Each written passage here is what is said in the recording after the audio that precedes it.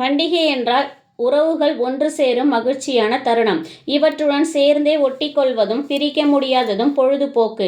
இது நம் மனதை ரிலாக்ஸாக வைத்துக்கொள்ள உதவுவதும் கூட. முன்பெல்லாம் வானொலிதான் மனிதனின் பொழுதுபோக்கிற்கான மிகப்பெரிய அம்சமாக கருதப்பட்டது. முடிந்தவர்கள் பண்டிகையன்று தியேட்டர் சென்று படம் பார்ப்பதும் ஒரு மகிழ்ச்சியாகவே இருந்தன. இன்று பொழுதுபோக்கு தலங்கள் பல இருக்கின்றன. தொலைக்காட்சியில் பட்டிமன்றங்கள், படங்கள் என்று வரிசை கட்டினாலும் தொலைக்காட்சி என்பது பெண்களின் சாதனமாகவே இன்று கருதப்படுகிறது. ஓடிடி தளங்கள் வழியே பலர் இன்று படங்களை கண்டும் ரசிக்கிறார்கள். இருப்பினும் தியேட்டர் செல்வது ஒரு மகிழ்ச்சியான தருணம்தான்.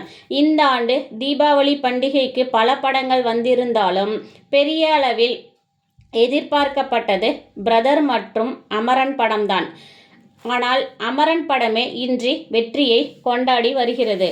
ஆனால் தற்போதைய படங்களில் பண்டிகையை நினைவு கூறும் பாடல்கள் இருக்கிறதா என்றால் அது ஏறக்குறைய இல்லாமல் போனது என்பது உண்மைதான். பண்டிகை கால பாடல்கள் முதலில் ரேடியோ மற்றும் டிவியில் ஒலிக்கும். அதன் வழியே நாம் பண்டிகை கொண்டாட்டத்தை கொண்டாட ஆரம்பித்து விடுவோம். நம் மனதில் பண்டிகை குடியேறிவிடும். அது ஒரு மகிழ்ச்சியான தருணம். பலகாரங்கள் பல நாட்கள் வீட்டில் செய்வார்கள். அதை தொடக்கூடாது என்றும் நம் வீட்டு பெரியவர்கள் சொல்லுவதும் அதை தெரியாமல் எடுத்து சாப்பிடுவதும் ஒரு சுவாரஸ்யமான அனுபவம்தான். அதிலும் அந்த கெட்டி உருண்டை, பயிறு உளுந்து கலந்து செய்யும் கெட்டி உருண்டை இன்று யாருக்குமே செய்ய தெரியாமல் போனதும் உண்மைதான். நம்மை தீபாவளி மனநிலைக்கு அழைத்து சென்ற சில பாடல்களை பார்ப்போம். அதில் நமக்கு முதலில் நினைவில் நிற்கும் பாடல், பலராலும் பலருக்கு இன்றும் அனுப்பி வாழ்த்து சொல்ல பயன்படும் பாடல் என முதல் வரிசையில் நிற்பது இந்த பாடல்தான். பட்டாசு சுட்டு சுட்டு போடட்டுமா, மத்தாப்பு சேலை கட்டி ஆடட்டுமா என்ற பாடல்தான் முதல் வரிசையில் நிற்கிறது. 1985 வெளியான பூவே பூச்சூடவா என்ற படம்.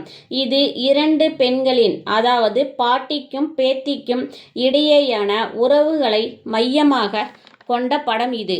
தீபாவளி என்றால் முதல் வரிசையில் நிற்கும் பாடல் அதுவே. 1959 வெளியான படம் கல்யாண பரிசு. படத்தில் வரும் பாடல், உன்னை கண்டு நானாட என்னை கண்டு நீயாட உல்லாசம் பொங்கும் இன்ப தீபாவளி என்ற பாடல். இதுவும் மகிழ்ச்சியான கொண்டாட்டத்தை கொண்டு வரும் பாடல். 1987 வெளியான நான் சிரித்தால் தீபாவளி என்ற பாடல். நாயகன் படத்தில் வரும் இப்பாடல் கொஞ்சம் இறுக்கமான மனநிலையை தந்தாலும் பாடல் தீபாவளியை நினைவுபடுத்தும் பாடலாகவே அமைகிறது. 1982 வெளியான சூப்பர் ஸ்டார் ரஜினி அவர்களின் நடிப்பில் வெளிவந்த புதுக்கவிதை. இப்படத்தில் வா வா வசந்தமே, சுகம் தரும் சுகந்தமே, தெருவெங்கும் ஒளிவிழா தீபங்களின் திருவிழா என்ற பாடல். இது மிகவும் பழமையான படம். 1950 நம்பியார் நடித்து வெளியான படம். திகம்பர சாமியார். கவிஞர் காமு ஷெரீப் எழுதிய பாடல். ஊசி பட்டாசே ஊசி பட்டாசே, வேடிக்கையாக தீ வச்சாலே, வெடி டமார் டமார் என்ற பாடல் ஒரு சின்ன குழந்தை பாடும் பாடலாகவும் இது அமைகிறது. 1999 வெளியான படம் விரலுக்கேத்த வீக்கம் படம். இது ஒரு காமெடி கலந்த குடும்ப படமாக நல்ல வரவேற்பை பெற்று வெற்றி பெற்ற படமும். இப்படத்தில் ஒரு பாடல், அள்ளி அள்ளி தீபாவளி லைஃப அனுபவிக்க தவறியவன் கோமாளி என்ற பாடல். 2004 தீபாவளி தல தீபாவளி என்ற பாடல். தல அஜித் நடிப்பில் வெளியான அட்டகாசம் படத்தில் வரும் மிகவும் குஷியான பாடலும் இது. அஜித் ரசிகர்களின் தீபாவளி கொண்டாட்ட பாடலும் இது. 2005 விஜய் நடிப்பில் வெளிவந்த சிவகாசி படத்தில் வரும் தீபாவளி தீபாவளி நீதாண்டி என்ற உற்சாகமான ஆட்டத்துடன் உள்ள பாடல். பண்டிகை மனநிலைக்கு நம்மை அழைத்து சென்ற பாடலும் கூட இது. ஆனால் தற்போது படங்களில் இது போன்றதொரு பாடல்கள் வெளிவருவதே இல்லை. பண்டிகை என்பதை நமக்கு முதலில் ஞாபகப்படுத்துவது விளம்பரங்களே. அந்த ட்ரெஸ் இந்த ட்ரெஸ் என்று நம் வீட்டு பிள்ளைகள் சொல்லும் கடைகளுக்கு நாம் செல்வதும் தற்போது வாடிக்கையாகிவிட்டது.